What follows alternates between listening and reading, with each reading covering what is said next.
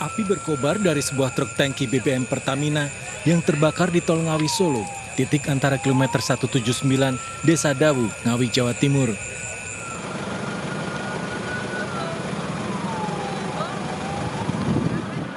Sebelum api menyala terjadi ledakan hebat. Kobaran api bahkan membakar semak-semak hingga belasan meter jauhnya. Warga mendengar bunyi ledakan hingga sebanyak 7 kali disusul kobaran api cukup tinggi. Gimana waktu itu, Mas? Meletus, Pak. Meletus. Berapa kali ledakan kira-kira perkiraannya? 7 Sampai 7 kali ledakan. 7 kali, Pak. Posisi truk berada di jalur tol arah Surabaya menuju Solo. Truk mengangkut buatan BBM sebanyak 18.000 liter. Belum diperoleh keterangan resmi terkait kebakaran ini. Akibat kejadian ini, ruas tol dari kedua arah sempat ditutup total selama beberapa jam. Dari Ngawi, Jawa Timur, Aswi Manar melaporkan. Banjir merendam perumahan Mediterania 1, Kecamatan Cikupa, Kabupaten Tangerang. Hujan deras turun selama 3 jam mengakibatkan banjir dengan ketinggian antara 40 cm hingga 1 meter. Air masuk ke dalam rumah, merendam barang-barang di dalamnya. Setelah beberapa jam, air mulai surut, menyisakan ketinggian 30 cm. Air sendiri berapa, Pak? Kalau ketinggian air tadi kurang lebih 1 meter. Nah, kebetulan di depan rumah saya ini paling rendah ini dibandingkan wilayah lain karena ini output semua air larinya ke depan rumah saya. Jadi boleh dibilang tadi di depan rumah saya, di gang saya ini paling rendah, sampai 1 meter. Ada bekasnya kalau kita cek, ada bekasnya. Jadi benar-benar parah ini. Sedikitnya 500 rumah di 7 RT terendam banjir. Guyuran hujan deras selama 3 jam tidak dapat ditampung sistem drainase perumahan.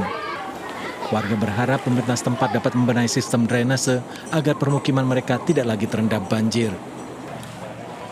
Dari Kabupaten Tangerang, Banten, Aimarani melaporkan. Usai ditangkap dan ditetapkan sebagai tersangka dalam kasus narkoba, musisi Virgon meminta maaf kepada keluarga termasuk anak-anaknya. Virgon mengaku menyesali kesalahannya dan berharap kasus ini menjadi yang terakhir.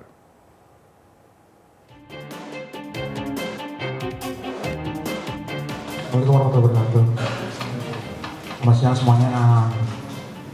Yang ini saya pribadi ingin menyampaikan atas tindakan saya dalam penyalahgunaan narkoba. Saya ingin memohon maaf pada semua pihak, masyarakat Indonesia, keluarga saya, ketiga anak saya, orang-orang di label, teman-teman saya di band.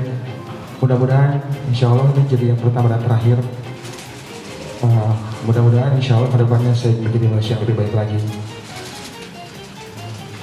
Terima kasih kepada segenap tim penyidik yang sudah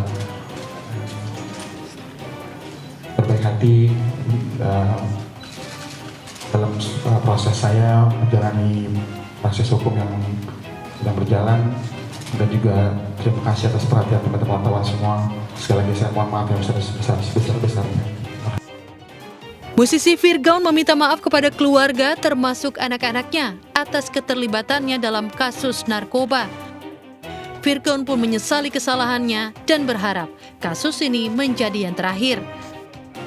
Sementara dalam keterangan pers Kapolres Metro Jakarta Barat, Kombes Pol Syahdudi menyatakan motif atau alasan musisi Virgon dan kedua temannya mengkonsumsi narkoba adalah untuk menurunkan berat badan dan menjaga stamina kerja agar tidak sulit tidur. PA mengkonsumsi narkotika untuk menjaga stamina pada saat bekerja. Itu pengakuannya. Berarti sudah lama, Pak? Bentar. Terhadap tersangka BH mengkonsumsi narkotika jenis tembakau sintetis untuk bisa membantu supaya bisa tidur dengan nyaman.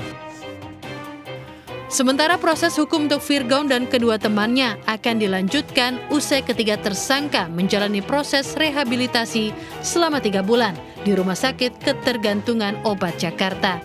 Dari Jakarta, Jen Cahyani dan Seto Pratomo melaporkan. Pemirsa, banjir melanda kawasan Ibu Kota Nusantara, Kabupaten Penajam Pasir Utara, Kalimantan Timur.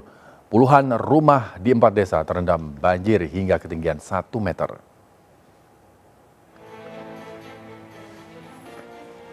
Banjir melanda wilayah sekitar Ibu Kota Nusantara atau IKN, Kelurahan Sepaku, Kabupaten Penajam Pasir Utara.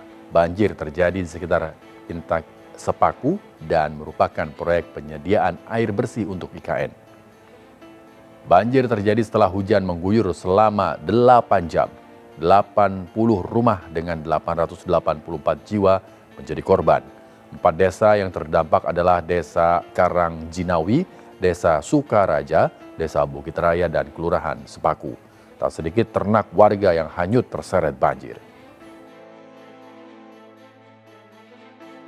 Pemirsa, seorang jamaah haji debarkasi Surabaya dari kloter 12 asal Tuban terpaksa dilarikan ke Rumah Sakit Haji Surabaya setibanya di Asrama Haji Sukolilo, Surabaya. Jemaah tersebut kondisi kesehatannya menurun dan jatuh pingsan akibat kelelahan dalam perjalanan pulang ke Indonesia dari Tanah Suci.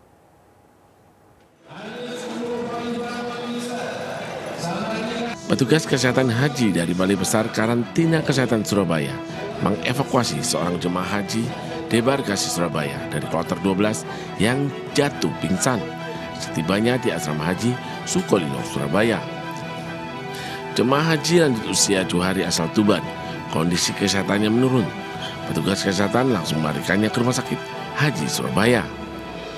Diduga karena faktor kelelahan dari Tanah Suci menuju ke Indonesia. Dengan perjalanan sekarang, plug kita hanya makan di dalam pesawat 2 kali saja. Bagi para lansia di atas umur 60 tahun memang sangat berat sekali perjalanan ini. Ini bukan perjalanan hajinya, untuk kepulangannya. Dilarikan ke rumah sakit karena memang mengalami gangguan kesehatan yang oleh penilaian petugas kesehatan dan juga oleh tim dari dinas kesehatan dan rumah sakit harus dirujuk ke rumah sakit. Data petugas penyelenggara ibadah haji debarkasi Kota Surabaya, 13 jemaah haji yang sakit dalam perjalanan pulang terpaksa diturunkan di Bandara Kuala Namu, Medan. Apabila kondisinya kembali pulih sehat, jemaah haji tersebut akan diterbangkan kembali ke Surabaya. Dari Surabaya, Jawa Timur, Yuda Prawira melaporkan. Pemerintah Kerajaan Arab Saudi mengumumkan lebih dari 1.300 jamaah haji dari berbagai negara wafat di Tanah Suci di musim haji tahun ini, termasuk 275 jamaah haji asal Indonesia. Menteri Kesehatan Arab Saudi Fahd bin Abdurrahman mengatakan 83% dari 1.301 kasus kematian jamaah merupakan jamaah haji ilegal.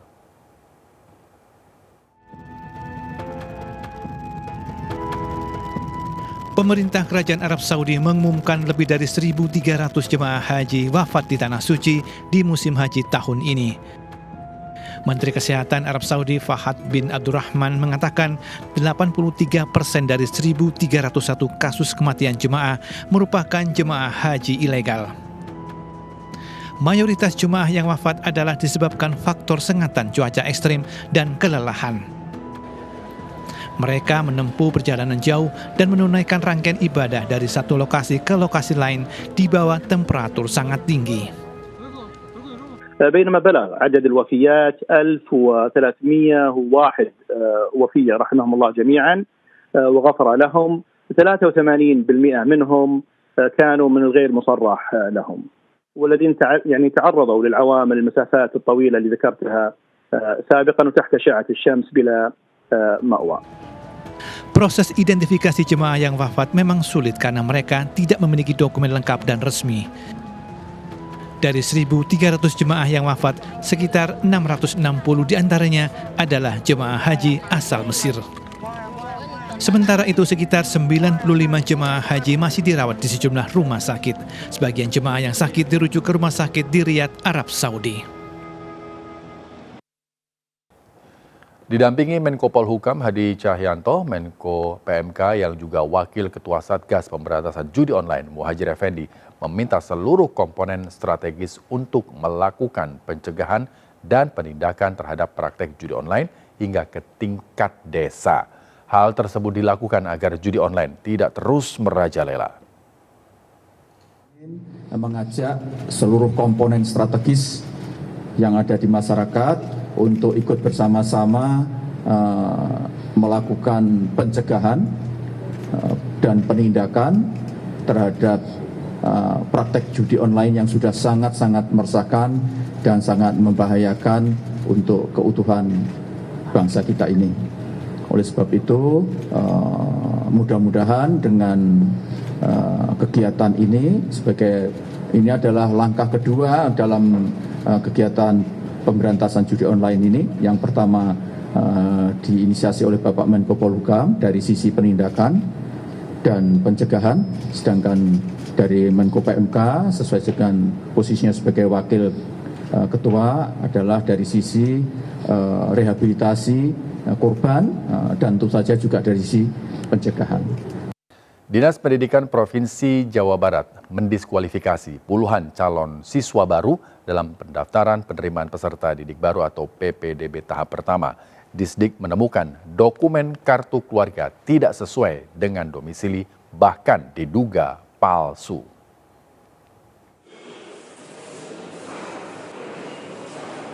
Puluhan calon siswa baru didiskualifikasi dalam pendaftaran peserta didik baru PPDB tahap 1 Provinsi Jawa Barat.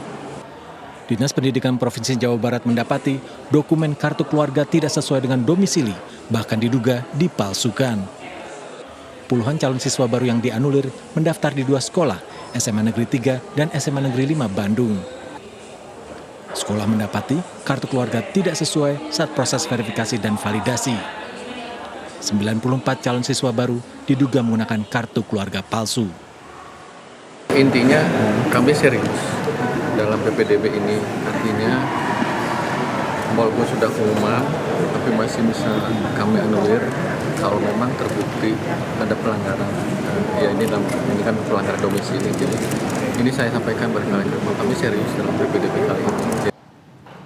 Penjabat Gubernur Jawa Barat menegaskan Pemprov Jabar serius menangani pelanggaran yang ditemukan dalam PPDB. PPDB tahun ini diharapkan berjalan bersih, jujur, dan transparan. Dari Bandung, Jawa Barat, Ervan David, iNews melaporkan.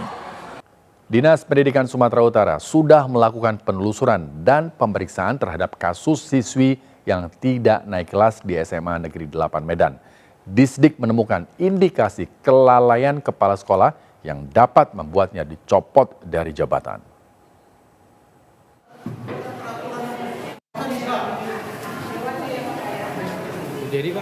Polemik siswi kelas 11 SMA Negeri 8 Kota Medan yang dinyatakan tidak naik kelas tengah ditangani Dinas Pendidikan Provinsi Sumatera Utara.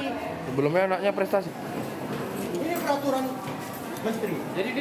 Disdik Sumut menemukan indikasi kelalaian dari pihak sekolah dalam kasus ini. Kelalaian berupa sekolah kurang sosialisasi terhadap kriteria kenaikan kelas di awal tahun ajaran. Akibatnya, Kepala SMA Negeri 8 Medan dapat dikenakan sanksi, dicopot dari jabatan karena lalai mengambil keputusan terkait siswi MS yang dinyatakan tinggal kelas. Disdik menyatakan sudah menyurati kepala sekolah untuk mengevaluasi putusannya. Kami sudah periksa ke sekolah, termasuk kepala sekolah. Sebenarnya kami menemukan beberapa kelalaian dari sekolah. Ya, karena itu kami kemarin sudah menyurati kepala sekolah supaya mengevaluasi kembali keputusannya. Sementara itu terkait kasus dugaan korupsi dan pungli di SMA Negeri 8 Medan, Polda Sumatera Utara masih melakukan penyelidikan. Polisi telah memeriksa keterangan sejumlah guru. Dalam kasus ini, kepolisian berkoordinasi dengan sejumlah pihak terkait termasuk inspektorat. Laporannya sudah kita terima dan saat ini sedang berproses di tahap penyelidikan yang menangani Subdit Tipikor di Treskrimsus Polda Sumatera Utara. Sebelumnya, Coki Putra, orang tua dari siswa MS menduga putrinya tidak naik kelas akibat laporan polisi soal dugaan pungli dan korupsi di sekolah. Namun sekolah berdalih, siswi MS tidak naik kelas lantaran absensi tidak masuk lebih dari 20%. Dalam rapor tercantum, 20 hari tidak masuk. Di antaranya tanpa keterangan 11 hari, sakit 5 hari, dan izin 4 hari. Dari Medan, Sumatera Utara, Aminur Rasid, Ahmad Ridwan Nasution, iNews melaporkan. Pemirsa, Partai Keadilan Sejahtera resmi mengusung Anies Rashid Baswedan dan Muhammad Sohibul Iman sebagai calon gubernur dan calon wakil gubernur Jakarta 2024-2029. PKS juga segera menjalin komunikasi dengan partai lain.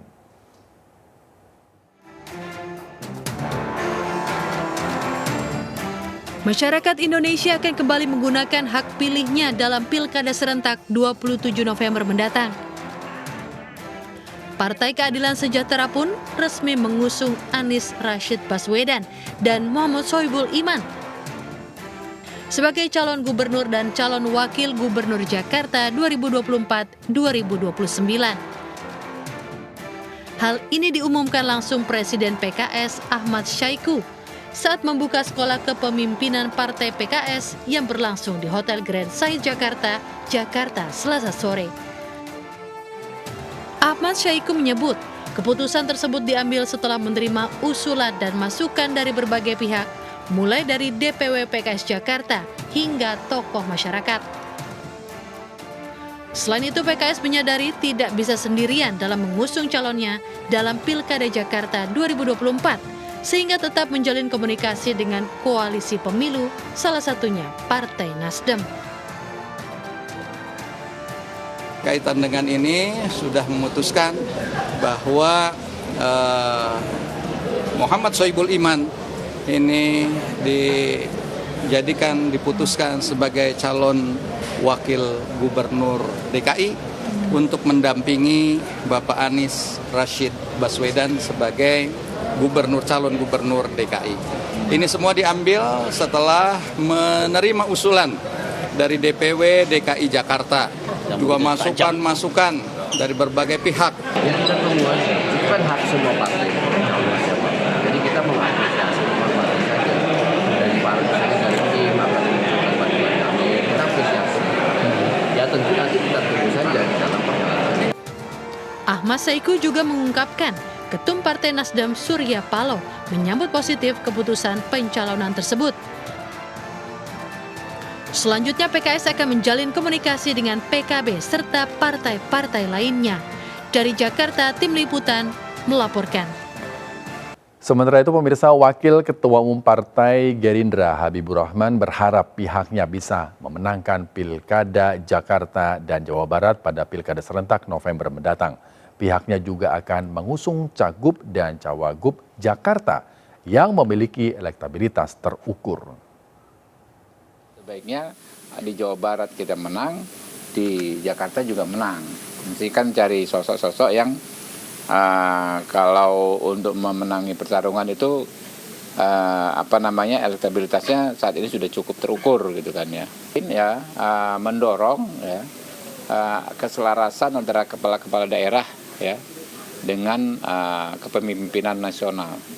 Ya, jadi bagusnya begitu ya, koalisi Indonesia Maju kan sudah bagus kemarin menang, kalau boleh kita berkoalisi lagi, ditambah jangan plus 1, kalau bisa plusnya banyak ya, plus partai-partai yang kemarin belum bergabung, misalnya sekarang bergabung dalam bentuk koalisi yang baru, bagus juga. Kalau Pak Bakal calon Bupati Gianyar dari PDI Perjuangan Imade Mahayastra membidik tiket dari Partai Perindo untuk maju pada Pilkada serentak 2024. Partai Perindo dengan 1 kursi di DPRD Gianyar dilirik untuk memenangkan pemilihan bupati.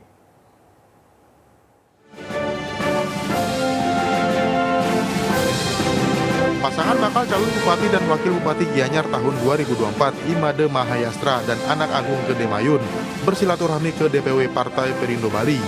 Pasangan aman membidik tiket maju pemilihan bupati dan wakil bupati dari Partai Perindo. Melanjutkan pembangunan dan membawa kemajuan di Gianyar menjadi misi pasangan ini. Kita direspon baik oleh Ketua DPD, Ketua DPW untuk melakukan kerjasama ini dan mudah-mudahan bisa berlanjut sampai ke pengurus sampai di tingkat yang bawah. Kita ingin melanjutkan kembali pembangunan yang sudah berjalan di Gianyar, tentu kita harus menang. Ketika kita mengusung kandidat, kita tidak akan duduk berpangku tangan, tapi kita akan turun langsung ke lapangan, bagaimana biar masyarakat Gianyar memberikan kepercayaan lagi kepada Paket Aman. Partai Perindo menjadi partai yang diperhitungkan PDIP untuk berkoalisi dalam Pilgub Gianyar. Partai pimpinan Haritanu Sudibyo ini memiliki 1 kursi di DPRD Gianyar hasil pemilu 2024. Dari Denpasar, Indira Ari, iNews melaporkan. Pemirsa, kegiatan seru bisa dilakukan anak-anak untuk mengisi liburan sekolah. Tidak hanya untuk hiburan, tapi juga mengembangkan keterampilan si buah hati. Seperti yang dilakukan anak-anak di desa Sibangkaja, Badung, Bali, anak-anak mengisi libur dengan belajar membuat kerajinan topeng terakota berbahan tanah liat.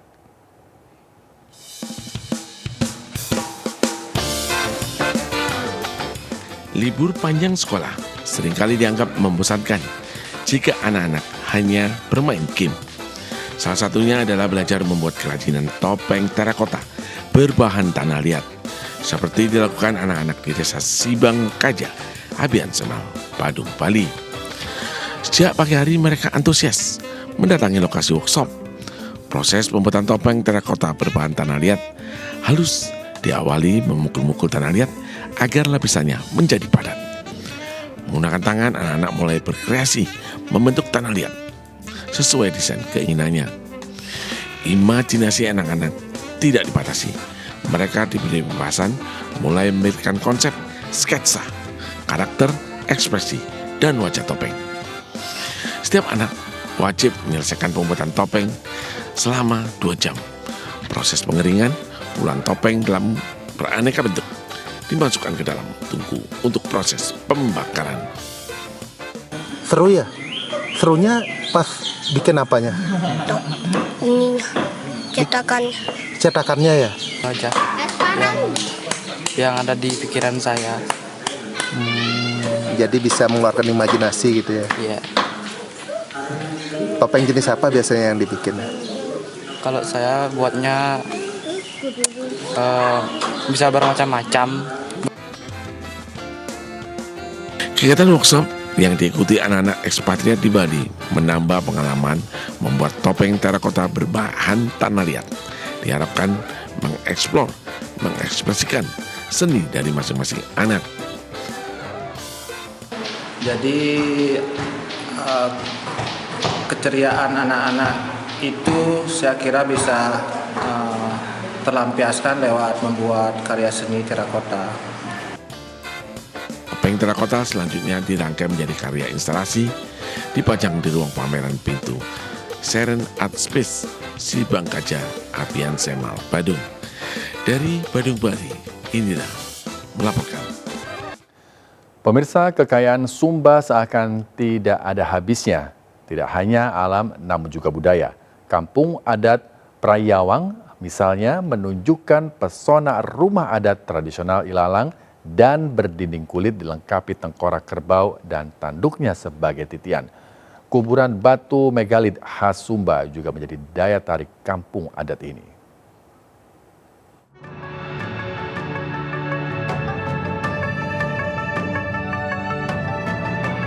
Kabupaten Sumba Timur kaya akan potensi wisatanya, salah satunya adalah kekayaan adat dan budayanya. Kampung adat dan budaya megalitikum juga menjadi keunikan tersendiri. Budaya megalit tidak hanya menjadi peninggalan, namun tetap diupayakan untuk dilestarikan hingga kini di tengah terpaan modernisasi. Salah satunya bisa ditemui di Kampung Adat Prayawang, Kecamatan Rindi. Kampung yang juga dikenal dengan sebutan Rende itu berjarak sekitar 70 km arah timur kota Waingapu. Di Kampung Adat Prayawang, niscaya mata dan kamera akan dimanjakan dengan tampilan sejumlah rumah adat tradisional Sumba. Di sini masih ada rumah adat yang beratapkan ilalang dan berdinding kulit kerbau juga sapi.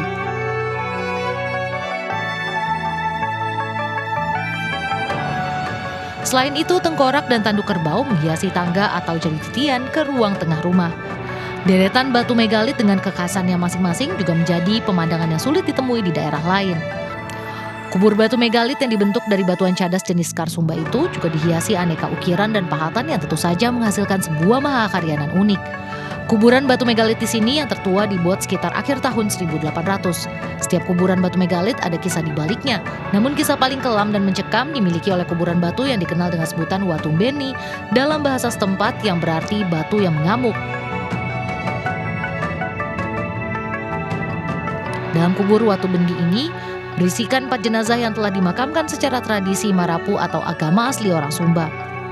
Satu sebab menariknya itu karena dia sebelum ditarik kan dia dipotong dulu, dibuat jalan dulu. Nah pada saat ditarik menurun itu terlalu cepat ditarik, akibatnya banyak korban sampai yang 5-60-an gitu meninggal di tempat. Masa liburan sekolah boleh jadi lokasi ini jadi referensi untuk dikunjungi selain menikmati pemandangan sekaligus memperkaya pengetahuan. Dari Sumba, NTT, Dion Umbu melaporkan. 2 event yang masuk dalam Karisma Event Nusantara 2024 digelar di Provinsi Gorontalo, yaitu Festival Danau Limboto dan Karnaval Karawo. Event tersebut diharapkan mampu mendongkrak ekonomi daerah serta ikut membuka lapangan kerja di sektor pariwisata dan ekonomi kreatif.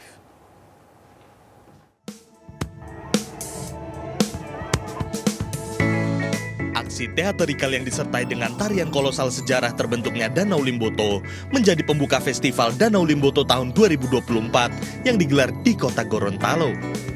Festival yang masuk dalam 110 Karisma Event Nusantara menyuguhkan kearifan budaya lokal dan menawarkan keindahan alam, sekaligus menjadi sumber kehidupan masyarakat sekitar. Festival Pesona Danau Limboto ini semakin meriah tahun ini dengan berbagai atraksi dan juga melibatkan banyak UMKM, dan ini tahun ke-14 tapi sudah lebih hat-trick menjadi festival bertingkat nasional.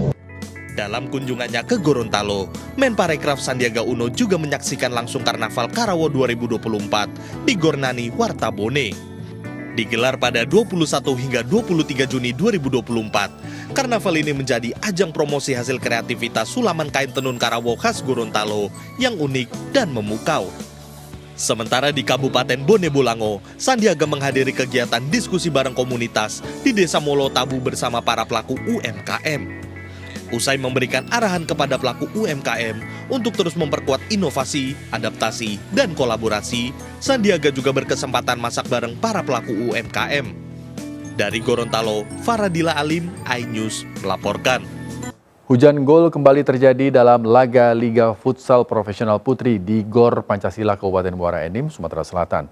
MS Putri Bersatu FC menggasak Live FC dengan skor telak 5-0, sementara Muara Enim United menggunduli Binuang Angels dengan 8 gol tanpa balas.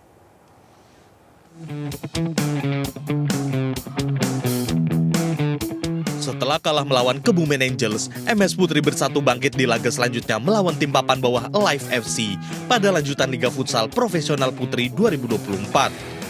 Bertanding di Gor Pancasila Kabupaten Muara Enim, Sumatera Selatan, MS Putri Bersatu tampil percaya diri dan mampu membabat habis lawannya 5 gol tanpa balas. Sementara itu pada pertandingan kedua, Muara Enim United yang tampil di hadapan pendukungnya mampu membekuk tim juru kunci Binuang Angels dengan skor telak 8-0. Kemenangan ini membuat Muara Enim United merangsek naik ke posisi ketiga dengan mengumpulkan 13 poin.